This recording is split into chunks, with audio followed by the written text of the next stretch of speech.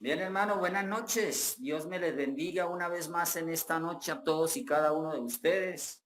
La palabra del Señor dice en el libro de San Mateo, en el capítulo 24, estamos allí anclados mirando los acontecimientos del último tiempo. No puedo hablar de otras cosas que no sean de estas que están escritas en la palabra del Señor. Dante Hebel estaba hablando en estos días, por ahí mandó Juan Carlos un audio, un video de él, hablando de esto. Y usted se pone y mira la palabra y encuentra todo esto. Y ayer, esta mañana le decía que escuchaba al pastor, al pastor Armando Alducín, yo decía que Alberto, Armando Alducín, hablando también del rapto de la iglesia. Pero si yo digo que la venida del Señor está bien cerca y a la puerta, Armando Alducín va más allá, está más cerca todavía el hombre de unos datos impresionantes. Yo digo, gracias Señor, porque tú estás confirmando todo esto. Y este pasaje nos confirma eso. Entonces Mateo capítulo 24 está dividido en 7 secciones. En 7 secciones está dividido Mateo capítulo 24. La primera sección nos habla del versículo 1 al 2, de la destrucción del templo de Salomón, el templo de Herodes, que sucedió en el año 70 después de Cristo. Estaba para ese tiempo como emperador Nerón, y el general al mando del ejército romano era un hombre de nombre Tito, era el general, y él fue el encargado de destruir el templo, de una orden general, y el ejército vino, aunque se dice, la historia dice que Tito quiso como que el templo no lo destruyeran, pero cuando él quiso que no lo destruyeran, ya los soldados le estaban dando porra y pico a eso y lo derribaron. Tenía que cumplirse esa palabra. Esa profecía ya está cumplida, esa ya. De la demás, mi hermano, del capítulo, del versículo 3 al versículo 14, el Señor relata allí los acontecimientos finales antes de que la iglesia fuera levantada. Y todos esos acontecimientos, en su gran mayoría, en un 98, 99%, ya están cumplidos también. Y los estuve mencionando en los días anteriores. Y nos queda solamente por mirar el punto número 10, que habla de la expansión del evangelio por todo el mundo. Yo me acuerdo que hace aproximadamente unos 12 años, 15 años, estábamos todavía en el grupo familiar allá de la hermana Leonor en la 21, eso hace como unos 18 años, 20 años. Y yo tuve una visión en la que el Señor me mostraba el tiempo que quedaba para que el evangelio fuera expandido sobre toda la tierra. Cuánto tiempo que, o cuánta porcentaje de humanidad faltaba para que la palabra fuera expandida. Y el Señor me mostró la cifra de lo que quedaba. Quedaba un porcentaje, iba como en un porcentaje de un 97, 98%. Estoy hablando hace aproximadamente casi 20 años. Ya iba evangelizada la planeta Tierra, todo el mundo, en un 97, 98%. Y me mostró el tiempo que quedaba para que ese 3 o 2% que quedaba de humanidad para ser evangelizado, en cuánto tiempo se iba a evangelizar. Pero me dijo que el tiempo no lo fuera a decir. Ni nunca lo he dicho, ni lo voy a decir. Me mostró. John aquí me mira, me mostró cuánto tiempo quedaba para que ese 2% o 3% de humanidad que quedaba para ser evangelizado, cuánto tiempo quedaba, me mostró el tiempo. ¿Ve? Y la palabra dice que cuando el Señor venga a levantar la iglesia, una de las señales es que el evangelio ya tiene que estar cubriendo todo el planeta Tierra, y ya eso se cumplió. No hay un solo continente donde la palabra no haya llegado. En todos los idiomas ya llegó la palabra. Quedan algunos países por ahí, pero son contaditos que se pueden contar con la mano, con los dedos de una mano, y sobran dedos para que la palabra termine de entrar. Pero ya, la palabra cubrió todo el planeta Tierra. Y allí dice en el versículo 14, y será predicado este evangelio del reino en todo el mundo para testimonio a las naciones, y entonces vendrá el fin. ¿El fin del mundo? No, el fin de la dispensación de la gracia. Ahí terminará, porque el fin de la dispensación de la gracia termina con el rapto de la iglesia. La iglesia es levantada y el tiempo de gracia termina. Ya los salvos por gracia se acaban. De ahí en adelante los que se queden son salvos, pero tienen que pagar su salvación con su propia vida. Termina la dispensación de la gracia, que salvos por gracia. Pero ya los que se queden, cuando el Señor levante la iglesia, si quieren ser salvos, tienen que pagar la salvación con su propia vida. Tremendo, para aquellos cristianos descarriados o los que están fríos o tibios que se quedan sabiendo que tenían la salvación gratuita, porque el Señor se la dio gratuita, la pierdan para después con su propia vida tener que pagarla. Eso es tremendo. Entonces, eso ya está a punto de suceder. Entonces, ese es el punto número 10 de los primeros versículos del 3 al 14 de Mateo, los 10 primeros acontecimientos. Te digo que ya casi que en un 99.99% todos se cumplieron. No queda nada, sino solamente que se diga ya el evangelio ya está en todos los países del mundo y entonces viene el fin, dice la palabra. El fin de la dispensación de la gracia y el rapto de la iglesia. El versículo 15 al 28. Del versículo 15 al 28, en tercer lugar, Jesús habla de los acontecimientos de la tribulación y de la gran tribulación. Aquí ya la iglesia no está. A partir del versículo 15 al 28 de Mateo 24, ya la iglesia no está. Porque ya se habla de los acontecimientos de la tribulación y gran tribulación. Y dice allí el versículo 15, por tanto, cuando veáis en el lugar santo la abominación desoladora de que habló el profeta Daniel. Y luego dice entre comillas allí, el que lee, que entienda. Dice, entonces los que estén en Judea huyan a los montes. El que esté en la azotea no descienda para tomar algo de su casa. El que esté en el campo no vuelva atrás para tomar su capa. Mas hay de las que estén en cinta y de las que críen en aquellos días. Orad pues para que vuestra huida no sea en invierno ni en día de reposo, porque habrá entonces gran tribulación cual no la ha habido desde el principio del mundo hasta ahora, ni la habrá, ni la habrá. Y si aquellos días no fuesen acortados, nadie sería salvo. Mas por causa de los escogidos, aquellos días serán acortados.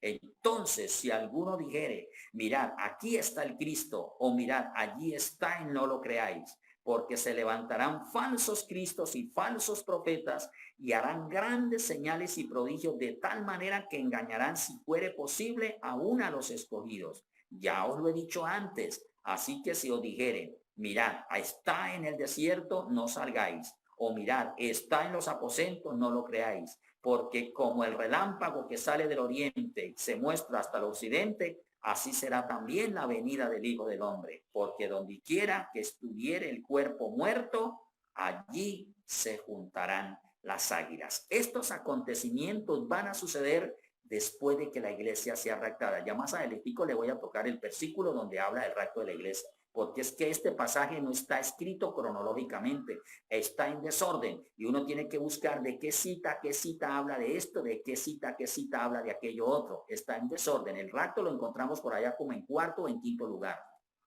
cuando debería estar casi de primero. Entonces aquí encontramos en segundo lugar, después de los acontecimientos antes del rapto, lo segundo que viene es el Señor hablando de los acontecimientos de la tribulación y gran tribulación. Pero pareciera que si omitiera los acontecimientos de la tribulación. En la tribulación después del rapto, el anticristo se levanta.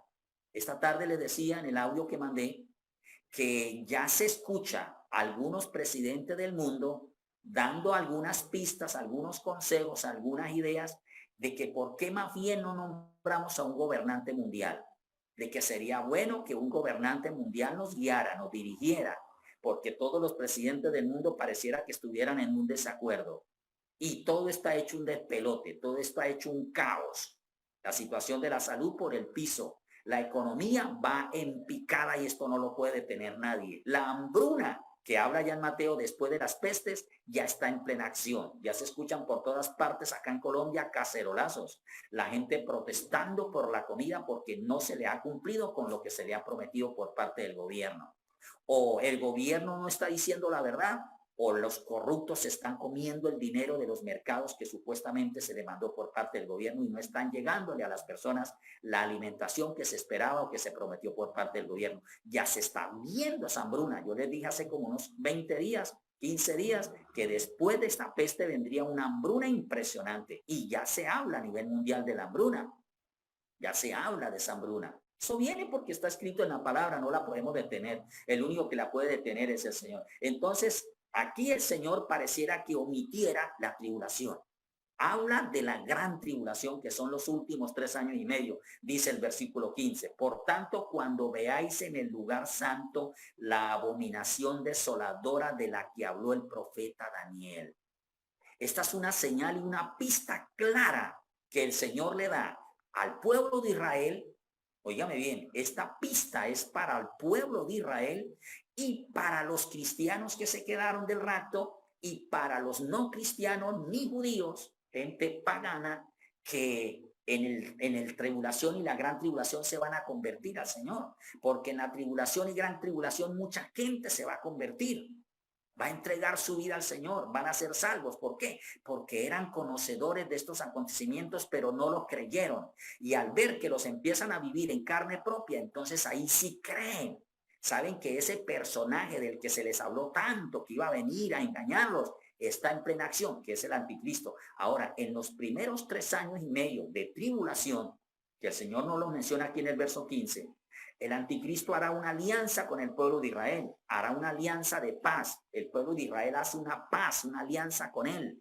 Y el anticristo comienza a mandar a sus falsos profetas, porque va a levantar un movimiento de predicadores el anticristo a nivel mundial en esos 3 años y medio, a ganar adictos y a ganar almas que se rindan a los pies de él. Es más, el falso profeta va a mandar a construir una estatua como la que construyó Nabucodonosor, para que todo el mundo le rinde tributo al anticristo. Y como en los tiempos de Nabucodonosor había una amenaza que el que no le rindiera tributo a la estatua que construyó Nabucodonosor y era lanzado al foso de los leones o era lanzado al lago al horno de fuego, así de igual manera el que no le rinda tributo a la estatua que el anticristo levantará, entonces será decapitado.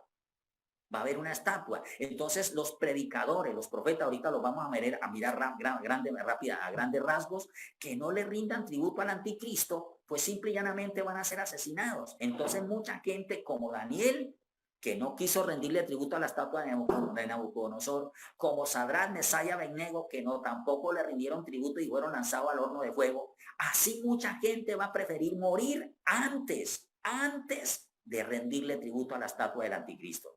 Entonces eso comienza en el tiempo de la gran tribulación. Y el Señor dice, cuando ustedes oigan o vean, vean, dice allí la palabra, la abominación desoladora de la que habló Daniel. ¿De qué habla Daniel de la abominación desoladora? Resulta y pasa que cuando el pueblo de Israel regresó de Babilonia, después de la cautividad, Dios le mostró a Daniel lo que iba a pasar cuando regresaran a Jerusalén, los de Babilonia, y construyeran el templo. Dios le mostró eso a Daniel. Se lo mostró y vio quién iba y qué iban a hacer con el templo que construyó Zorobabel. ¿Qué iban a hacer con ese templo? ¿Qué hicieron con ese templo después de que lo construyeron? Lo inauguró un general sirio, porque Alejandro el Grande o el Magno, perdón, fue asesinado. Entonces él tenía 4 generales y esos 4 generales levantaron 4 gobiernos y uno de ellos, de esos generales sirios, era Antíoco Epifanes. Y este general que tomó el gobierno y el mando del ejército sirio de Medo-Persa se puso al mando y él llegó a Jerusalén a subyugar al pueblo de Israel otra vez y él mandó a asesinar a 100,000 judíos. Y cuando el templo de Zorobabel estuvo construido, el que lo inauguró fue Antíoco Epifanes. Este general sirio lo inauguró. ¿Y cómo lo inauguró? O sea, mandó a detener la adoración en el templo, mandó a concluirla, y él fue el que entró a inaugurar el templo y lo hizo sacrificando una marrana en el altar. Esa abominación desoladora se volverá a repetir. Entonces el Señor dice, cuando ustedes oigan de la abominación desoladora, lo que Daniel relató, que haría Antíoco Epifanes con el templo de Zorobabel, que se lo profanó, sacrificando una marrana y derramando el caldo sobre el altar. Eso mismo hará el anticristo cuando se cumplan los 3 años y medio de tribulación y entremos a la etapa de la gran tribulación, que dice allí en Mateo 15, el anticristo inaugurará el templo que los judíos están a punto de construir. Cuando la iglesia se vaya, ellos lo construyen. Y el que lo viene a inaugurar es exactamente como en el tiempo de Zorobabel, Antíoco Epifanes viene a inaugurar este nuevo templo, lo viene a inaugurar el anticristo. Entonces va a ser lo mismo que hizo Antíoco Epifanes. Va a profanar el templo. Entonces ahí los judíos se van a dar cuenta que lo que está haciendo este tipo ya lo había hecho en tiempos pasados un El anticristo se le llama así del Antiguo Testamento. Entonces ahí es donde la máscara le es quitada al pueblo de Israel, donde la venda de los ojos que le había puesto el anticristo al pueblo de Israel, que habían hecho pacto con ellos por 3 años y medio, le es quitada y el pueblo de Israel reacciona. Y cuando el pueblo de Israel reacciona, entonces rompen el compromiso que habían hecho con el anticristo. Y es donde viene la persecución con el pueblo hebreo. Por eso dice, cuando ustedes vean la abominación desoladora de la que habló Daniel, dice allí, entonces los que estén en Judea huyan a los montes. Claro, Israel rompe el compromiso con el anticristo y comienza la persecución de este hombre contra el pueblo de Israel y contra el cristianismo que se haya quedado, que no se quiera dejar sellar. Dice, entonces los que estén en Judea huyan a los montes. El que esté en los azoteas no descienda para tomar algo de su casa. Y el que esté en el campo no vuelva para tomar su capa, mas hay de las que estén encinta en aquellos o estén criando en aquellos días, dice la palabra. Orad que vuestra huida no sea en invierno o ni tampoco en día de reposo. Ahora, quiero aclararles esto. Cuando el Señor dice que hay de las que estén encinta en aquellos días o estén criando, sí es verdad. Porque la persecución va a ser terrible, no va a haber compasión. Puede ser una mujer cristiana y está embarazada, ya le quedan poquitos meses, pero si es cristiana y no se deja sellar, le pueden sacar al bebé, la pueden matar con todo y bebé. Si está criando, le quitan el bebé para sacrificarlo. Por eso dice el Señor, ay de las que críen, estén embarazadas en ese tiempo. Pero luego dice, y orad para que vuestra huida no sea en invierno, ni tampoco sea en día de reposo. Entonces, esa palabra, cuando la dijo el Señor, ni en invierno ni en día de reposo, el Señor daba por sentado que podía ser en los días en que Él se fue, el rapto de la iglesia. Fue que cuando el Señor se fue, inmediatamente comenzó la cuenta regresiva para que el Señor viniera a levantar la iglesia. El Señor pudo haberla venido a levantar, tan pronto se fue y al ratico viene y levanta la iglesia en ese tiempo, porque comenzó. Él se va y comienza el reloj a marcar la hora o la cuenta regresiva para el regreso del Señor por la iglesia. Entonces el Señor, dando como por sentado de lo cerquita que estaba su venida, se va y ya está diciendo que ya viene por la iglesia. Él dice, oren que no sea en invierno. ¿Por qué en ese tiempo en invierno? Porque las calles no habían calles, eran caminos destapados. Y eso era un fangal que se levantaba impresionante. O sea, caminar entre el barro para una mujer embarazada y una mujer con niños era impresionante. Ni que sea en día de reposo. ¿Por qué? Porque el pueblo de Israel tenía su costumbre de guardar el día de reposo, y una persona en Israel que guarda el día de reposo no puede caminar más de 1 kilómetro. Y ellos tenían que huir kilómetros. Entonces el Señor lo dio como por sentado que podía ser para ese tiempo su venida. Ya hoy en día no hay calle destapada, ni hay camino destapados, todo son carreteras. Pero entonces de las que estén en cinta, sí. Entonces, para aclarar ese punto, para los que no entendían esa partecita. Ahora, quiero decirles a grandes rasgos cómo serán los tiempos de la gran tribulación. De lo que dice aquí Mateo del versículo 15 al 28. A grandes rasgos les voy a leer los 12 puntos. Solamente se los leo. Las 12 cosas. Si del 3 al 14 hay 10 acontecimientos que tenían que suceder para el rapto, también en la gran tribulación van a suceder 12 cosas. La primera de ellas será a nivel mundial. La persecución y la gran tribulación, como ahorita con esta pandemia que es a nivel mundial, por la persecución de la gran tribulación será a nivel mundial. Le doy la cita, Apocalipsis 3:10. Segundo, será el peor tiempo de aflicción y angustia que ocurrirá jamás en la historia de la humanidad. No va a haber otro tiempo tan terrible como eso. Y pensar que hay cristianos que dicen, no, yo mejor me quedo, y si yo me voy en el segundo viaje, y juegan a la ruleta rusa. La ruleta rusa es que ponen allí varias personas un revólver y lo giran así para donde queda apuntando al revólver, a ese le toca, y al revólver le meten una bala nomás y le hacen un giro en el tambor, y para donde quede, si le tocó a la persona el turno y agarró y se la puso en la sien y la bala estaba ahí de malas. Pero si no está, se salvó, y lo ponen a girar el revólver otra vez, y a que donde esté apuntando el cañón de revólver a ese le toca. Y si le tocó al mismo anterior, pues hágale, mijo. Esa es la famosa ruleta rusa. Y hay cristianos jugando a la ruleta rusa. No, pues yo me quedo, y si me quedo, pues entonces me salgo, me voy en el segundo viaje, pues me matarán y me pegarán un tiro. ¿Quién le dijo? No, señor, pégame un tiro. Pégame un tiro. No es que usted no es el que manda en ese tiempo, manda el anticristo. Y es como él diga. ¿Ve? Si usted quiere creer, quédese. Les van a sacar los dientes con un alicate. No, llévenme del dentista. Nada, del dentista no, con un alicate. A carne viva le van a sacar.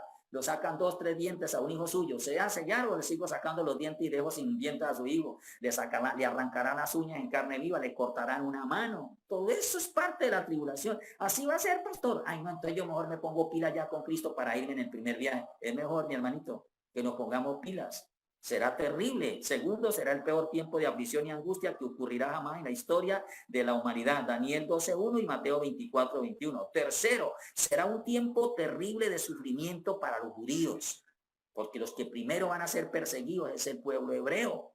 Ahí está Jeremías 30:5-7. Cuarto, el mundo estará bajo el dominio del inicuo, o sea, del anticristo. Ahí está Apocalipsis 13:12. Quinto, se le promete liberación y escape del tiempo de tribulación a los fieles de la iglesia de Cristo. ¿Cómo así la iglesia? A los que se quedaron.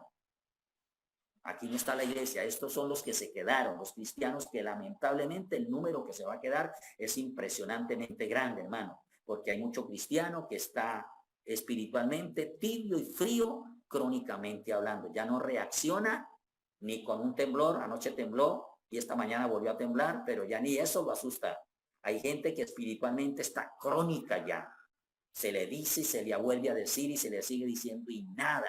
Se le puede prometer el mismo cielo, hermano, mire, vaya el domingo en la mañana y en la tarde al culto, que si usted va en la tarde, el Señor va a venir a llevarlo en carro al cielo. Ay, diga el Señor que si quiere venga y me recoja aquí en la casa, pero yo al templo no voy en la tarde porque ya no voy solamente sino en la mañana. Algunos tomaron eso ya entrando en una situación crónica, espiritualmente crónico, ya frío y tibio. Esos corren un riesgo terrible de quedarse. Los que no ayunan, los que no vigilan, los que no se congregan con frecuencia, los que no están apartando tiempo para leer la palabra, los que estos tiempos de pandemia y de recesión, que no podemos salir a la calle, hasta ahora nos pusieron piquiplaca en la cédula para no salir sin un día a la semana, ni siquiera así tenemos tiempo para meter en la palabra, para meternos en la palabra, ni estando en la casa. Teniendo todo el tiempo del mundo no lo hacemos. ¿Por qué? Porque ya se resignaron a su condición. Eso se quedan cuando el Señor venga. Y sobre eso, dice la palabra, se les prometerá liberación y escape, pero es un engaño de parte del anticristo. Número 5. Número 6. Durante ese tiempo habrán tantos judíos como no judíos que creerán en Jesucristo y serán salvos. No creyeron. ¿Sabe cuándo va a creer el pueblo judío que Jesucristo, el que vino hace 2000 años, era verdaderamente? Cuando ya se queden y se den cuenta que él vino a levantar la iglesia. Ahí sí van a creer. Comienza la persecución del anticristo contra ellos y entonces ahí sí van a creer y se van a convertir al Señor. Claro que el Señor viene a defenderlos después de los 7 años. Y los cristianos que se quedaron, pues también, ahí sí le toca. Señor, ahora sí me convierto, ahora sí. Les toca. Pero pagar con su propia vida la salvación. Ahí no vale que me arrepiento y ya me voy para el cielo. No, ahora es que nosotros nos arrepentimos de nuestros pecados y el Señor viene y somos salvos. En ese tiempo usted puedes arrepentir y pedirle perdón al Señor, pero eso no es suficiente. Te arrepientes y le pides perdón al Señor, pero tienes que pasar por la guillotina, porque con tu propia vida tienes que comprar la salvación. Y si quieres probar si es verdad lo que estoy diciendo, no, quédate a ver si es cierto lo que te digo. Y luego cuando llegues allá al cielo, llegues allá decapitado, llegue y me busca y me dice, sí, pastor, usted tenía razón, me quedé y tuve que pagar con mi propia vida la salvación. Me acabaron a mí, sacrificaron a toda mi familia, pero pude ver cómo acabaron con mi familia frente a mis ojos, simple y llanamente por no dejarme sellar. Pero aquí estoy salvo, pero a cambio de que mi familia se perdió. Si quieres, quédate a ver si es verdad lo que te digo o no. Número 6. Pastor, no sea terrorífico en esta noche. No es que te estoy diciendo lo que dice la palabra. Durante ese tiempo habrán judíos, dice allí, que como dice, tanto judíos como no judíos te creerán en Jesucristo. 7. Será un tiempo de muchísimo sufrimiento y persecución espantosa para todos los que permanezcan fieles a Dios. En ese tiempo el que estaba mal se pone pino con Dios, le vuelvo a repetir. Entonces sobre eso viene una persecución impresionante, porque se convierten en enemigos del anticristo. Y todo el que vuela a Dios en ese tiempo es objetivo militar, a matarlo, a acabarlo, a torturarlo, a acabar con esa persona. Porque Satanás no quiere nada que vuela a Dios en esta tierra, porque él es el que está gobernando en ese tiempo. Número 8. Será el tiempo de la ira y del juicio de Dios sobre los impíos. Después de que se cumplan los 7 años de tribulación y gran tribulación acá en la tierra, y nosotros en el cielo, boda de cordero, entrega de premios y galardones y cena, son 7 años en el cielo emparrandados con el Señor. 3 cosas sucederán allá en el cielo: cena, bodas del cordero y entrega de premios y galardones que pasarán en 7 años. Acá en esos 7 años, acá en la tierra será de tribulación y gran tribulación. Oiga, qué contradicción. Mientras nosotros enfiestados con el Señor en el cielo, acá en la tierra la gente enfiestada con el anticristo, perseguida. Terrible, ¿verdad? Yo no sé cuál de las dos fiestas quiera usted. Si estar 7 años con el Señor en el cielo, boda del Cordero, entrega de premios y galardones y cena del Señor, o quedarte aquí para sufrir en manos de Satanás, del anticristo. Tú decides. ¿Ve? Entonces, cuando se cumplan esos 7 años, el Señor viene. Y ahí es donde comienza el día de la gran ira de Jehová que les estaba hablando ahora rato. El día de la ira de Dios contra todos los malos, empezando por el anticristo y el falso profeta, son tomados y echados al lago de fuego. Derechito se van. Satanás es encarcelado por 1000 años y todos los gobiernos corruptos, todas las gentes malas serán aniquiladas. Quedará un pueblo minoría de gente buena en esta tierra con la que el Señor vuelve a poblar la tierra, encabezada por el pueblo judío. Y nosotros, la iglesia, vendremos, ya seremos cuerpos gloriosos. Nosotros en esa época seremos como hoy en día los ángeles. Ya nosotros no seremos como los seres humanos normales, ya seremos 100% espirituales. No correremos peligro de enfermedades, de muerte, porque ya estaremos totalmente transformados por el Señor. Repito, nosotros para esa época seremos como hoy en día los ángeles. O sea, entraremos a engrosar la lista de los ángeles para esa época. Así que la iglesia no corre ningún peligro en el milenio. No corre ningún peligro. ¿Ve? Entonces el Señor empezará el tiempo de la ira del gran juicio de Dios. Noveno, la afirmación de Jesús de que aquellos días serían acortados no debe interpretarse como una reducción de los 3 años y medio o 1270 días profetizados, sino que parece referirse al hecho de que el periodo es tan horrible que será destruida toda la raza humana si no estuviera restringido un periodo limitado. ¿Qué quiero decir? ¿Qué quiere decir aquí la palabra? Que los 3 años, y que dice la palabra allí en Mateo 24:21, que si aquellos días no fueran acortados, nadie sería salvo. Quiere decir que si el periodo de tribulación y gran tribulación fueran más de 7 años, entonces todos los que se queden serían aniquilados. Todos serían aniquilados. Pero afortunadamente no son sino 3 años y medio de gran tribulación. O sea que en esos 3 años y medio, no más, Satanás no puede, no, me quedan 3 años y medio, voy a meterme un día más, 6 meses más, un año más. No, son 3 años y medio y punto. No más, son 3 años y medio, pero es suficiente para que él haga daño. Ha cortado los días para que el Señor venga a levantar la iglesia. Número 10, la gran tribulación terminará con la venida de Jesucristo en gloria con su esposa. Ahí terminan los 7 días o 7 años. Y ahí es donde todo ojo le verá. Quiero aclarar esto. Hay predicadores, yo lo he escuchado decir, que dicen que estamos esperando la segunda venida de Cristo.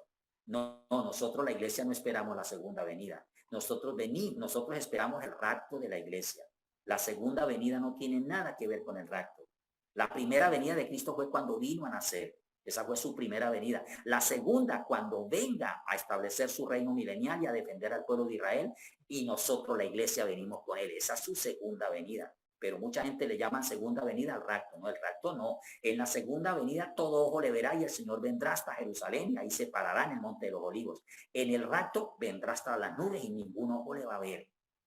Entonces no confundamos rapto con segunda venida. Rapto es una cosa o arrebatamiento y ahí el Señor viene hasta las nubes y levanta la iglesia, y en la segunda venida sí es 7 años más tarde. Ahí sí es su segunda venida del Señor a la tierra. Entonces nosotros tenemos que tener claro eso, porque yo le he escuchado a predicadores, ¿cuántos están esperando la segunda venida del Señor? Y todo el mundo dice amén. Y digo, yo no digo amén, porque la segunda venida yo ya vengo con él. Los que lo esperamos, los que quedan. Y yo no me voy a quedar si estoy vivo para entonces. Yo me voy en el rapto y en la segunda venida si vengo con el Señor. Número 11, no hay que confundir esta venida al fin de la gran tribulación con la referencia de Jesús a su inesperado descenso del cielo.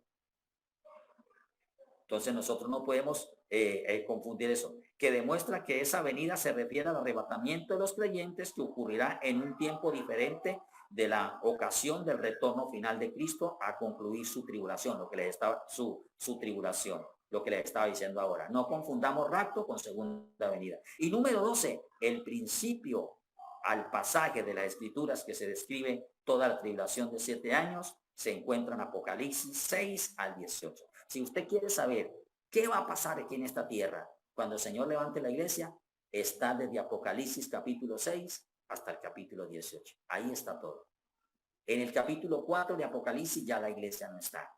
Ahí dice adoración celestial. Encabezando el capítulo 4 dice adoración celestial. ¿Qué quiere decir? Que ya la iglesia está en el cielo. En el capítulo 5 habla de los acontecimientos, los preparativos para recibir a la iglesia en el cielo. Y la gran hecatombe comienza a partir del capítulo 6 hasta el 18. En esos 12 capítulos, de 6 al 18, son 7 años de tribulación y gran tribulación. Ahí está todo lo que va a suceder en esta tierra. Capítulo 19, ya la iglesia viene con Cristo. Capítulo 20 habla del reino milenial. Capítulo 21. Capítulo 22, cielo nuevo y tierra nueva. Entonces, mis amados hermanos, les he compartido a grandes rasgos del capítulo 15 al capítulo 28 todo lo que tiene que ver con la gran tribulación. En la próxima ocasión hablaremos de lo tercero, que va del capítulo, perdón, de lo cuarto, que va del capítulo 29 al 35, y Jesús habla de su segunda venida después de la gran tribulación. ¿Qué va a pasar cuando el Señor venga? ¿Qué va a suceder? Padre, yo te doy gracias en esta noche, bendigo y alabo tu nombre por haberme permitido compartir tu palabra. Yo sé que esto tenemos que estudiarlo, porque tenemos que estar al tanto de todo esto para salir de un montón de confusiones que hay mucha gente hablando por ahí en redes sociales, algunos dando fechas, otros diciendo que el Señor me mostró que en el mes tal. Hermano, si tú escuchas eso, lo oyes o lo ves, no lo creas, porque del día y la hora dice la palabra que ni aún los ángeles del cielo, el Señor cuando estuvo en esta tierra dijo, ni aún el Hijo del Hombre lo sabe. Cuando Él estuvo aquí dijo que ni aún el hombre lo sabía, Él lo sabía. Ni siquiera Él, como para dar a entender que esto es un secreto. De la venida de Cristo a levantar la iglesia, nadie lo sabe. El año, el mes, la semana, el día, la hora, nadie lo sabe. Así que si aparece alguien por allí hablando en lengua súper espiritual, diciendo que Dios le mostró qué día iba a hacer, rechace eso porque eso no es de Dios. El día y la hora, nadie lo sabe. Lo único que sabemos es que ya es el tiempo y todo está cumplido, que debemos de estar listos. Padre, yo te digo muchas gracias, te bendigo y te alabo, bendice a la iglesia y a todos los demás hermanos y amigos que estuvieron allí conectados, les bendigo en el nombre de Cristo Jesús y a ti te digo muchas gracias, amén y amén y amén. Hermanos, que Dios me les bendiga y que Dios me les guarde y si Dios lo permite nos volvemos a encontrar en una próxima ocasión.